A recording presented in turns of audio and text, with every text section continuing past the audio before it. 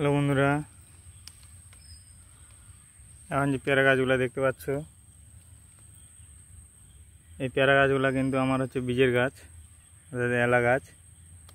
এখানে প্রায় 100টার মতো গাছ লাগানো আছে।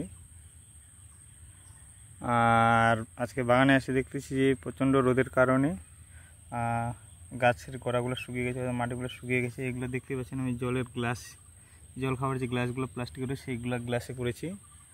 আর গাছগুলো মনে হয় আর কিছুদিন পরে, মানে 2-3 মাস পরে রেডি হয়ে যাবে।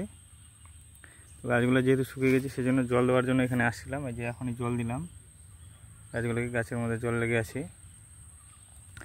আর এই পাশে কয়েকটা আছে, এই কয়েকটা আবার রেডি হয়ে গেছে, কলম করা যাবে। এই গাছগুলো আগে করেছিলাম, এই যে এদের গোড়াগুলো দেখতে পাচ্ছেন মোটা হয়ে গেছে।